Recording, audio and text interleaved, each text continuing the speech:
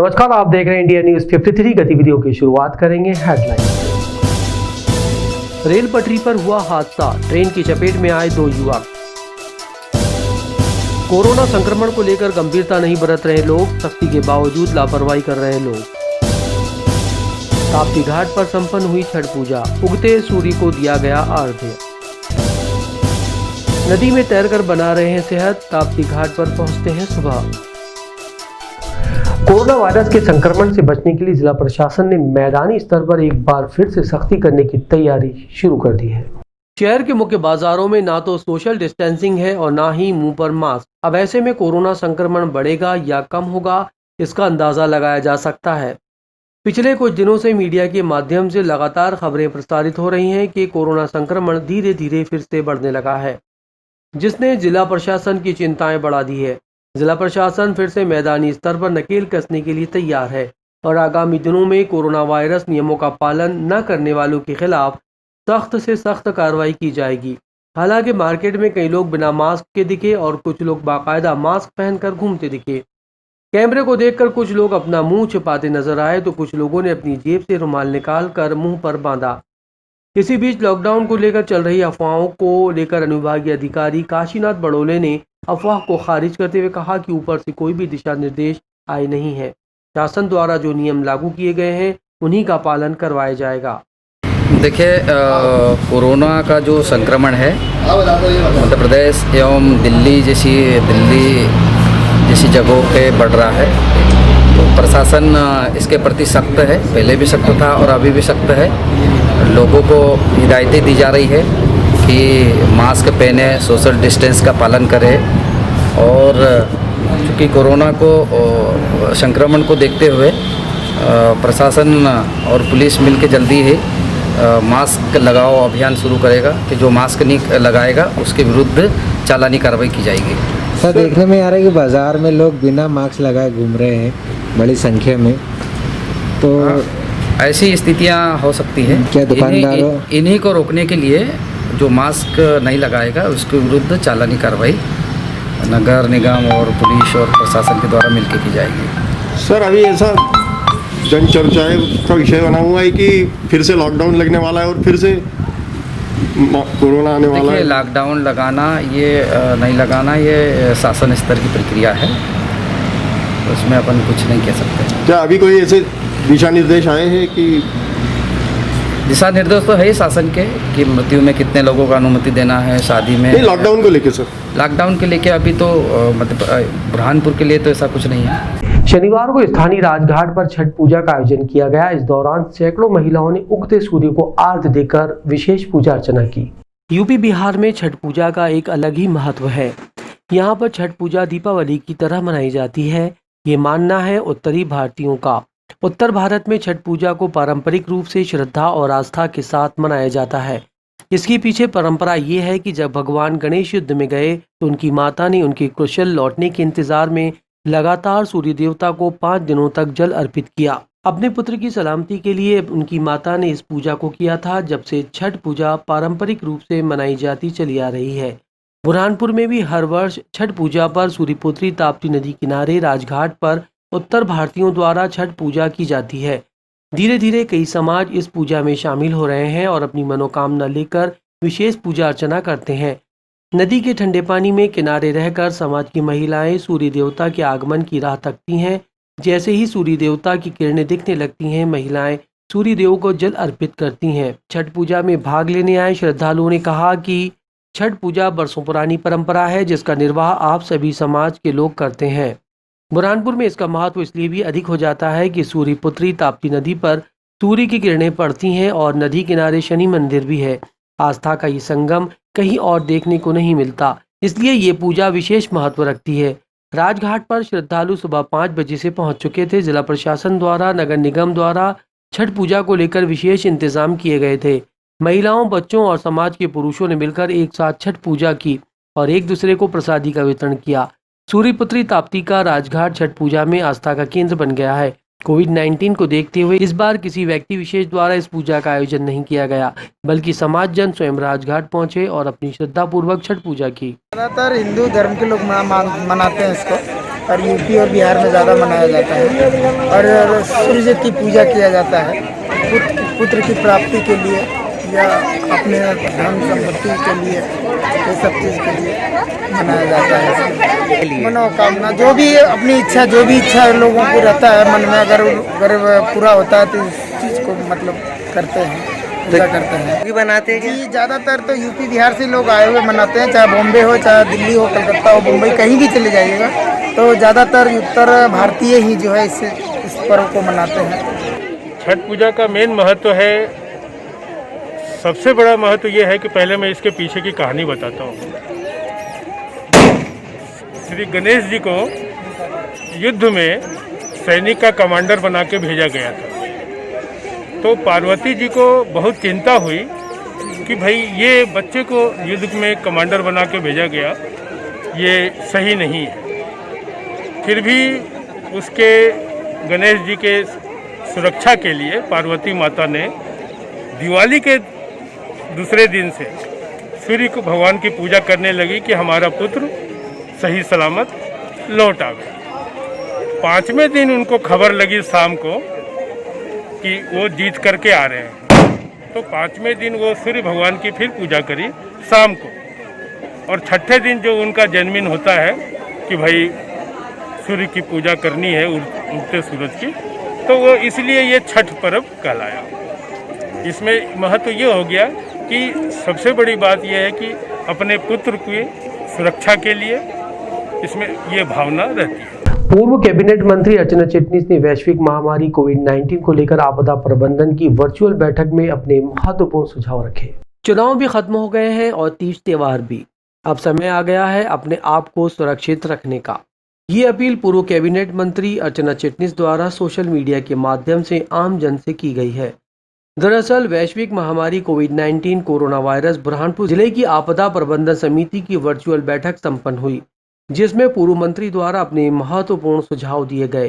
पूर्व मंत्री अर्चना चिटनीस ने कहा कि 2 गज की दूरी का पालन करें, नाक, मुंह और आंख पर हाथ लगाने से बचें, बार बार हाथ धोएं। इसके साथ ही कोविड-19 के सारे नियमों का पालन करें, अपने चेहरे पर हमेशा मास्क पहने रखें।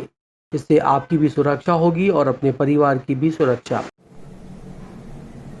चुनाव भी संपन्न हो गए और त्योहार भी हमने मना लिए। अब हम सभी इस बात को लेकर सजग रहें और समझदारी से व्यवहार करें कि कोरोना दुनिया में, देश में, शहर में, गांव में, हमारे अपने घर में पुनः लौटना नहीं चाहिए। बहुत कुछ खोया है हमने इसके कारण। हम में से बहुत लोगों ने अपने प्रियजनों को खोया है और मैं, आप, हम सब मिलकर ये तय करें कि मास्क बहुत जरूरी है। मास्क के बिना न हम कहीं जाएं और न किसी को अपने पास आने दें। आवश्यकता पड़ने पर ही हम बाहर जाएं।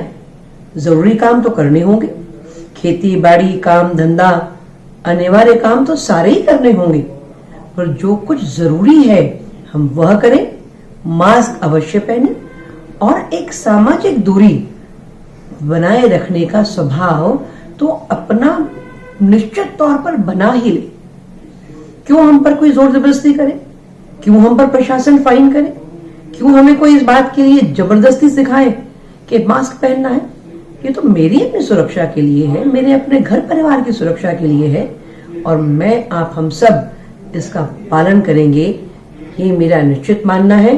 क्योंकि कोरोना गया नहीं है, लौटे ना, इसको कोई रोक सकता है तो हम सभी एक साथ मिलकर इसे रोक सकते हैं। निगम द्वारा संयुक्त कलेक्टर कार्यालय की जानकारी के लिए संकेतक बोर्ड लगाए गए, लेकिन ये बोर्ड इन दिनों टेढ़े मेढ़े हो गए हैं और कोई जानकारी नहीं दे पा रहे हैं।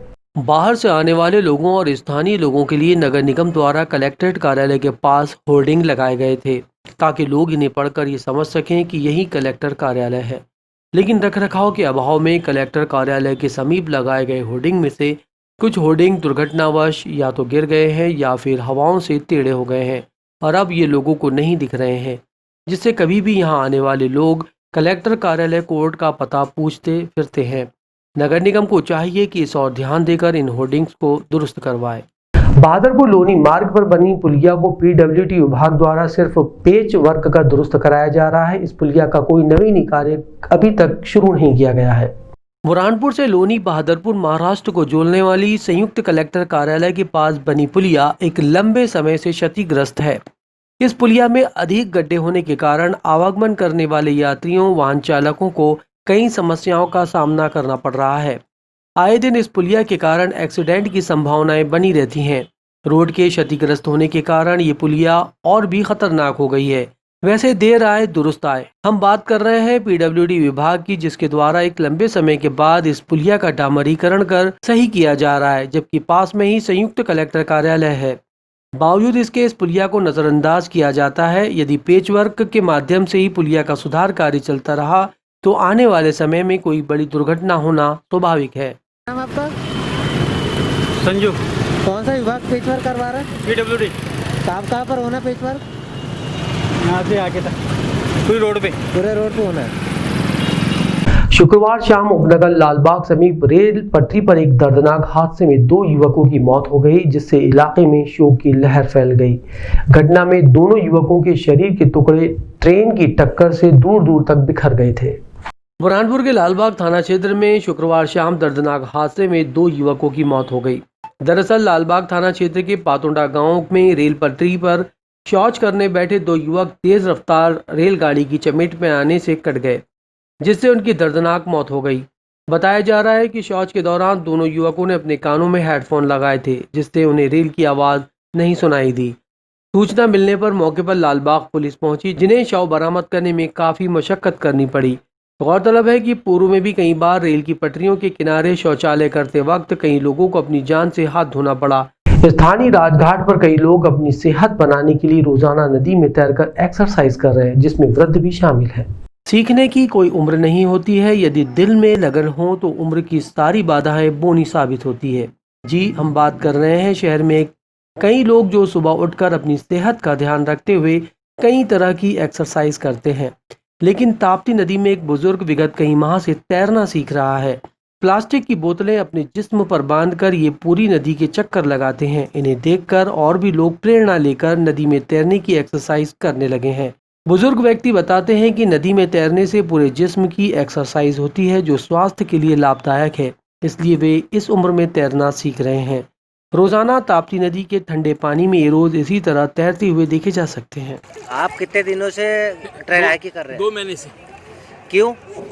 अच्छा लगता है, बड़ा मजा आता है, हेल्थ अच्छी रहती है, तबीयत पानी अच्छी रहती है। अच्छा। दूसरी एक्सरसाइज से सबसे अच्छी एक्सरसाइज तो यही है। अच्छा। और लोगों को भी सिखाते क्या आप?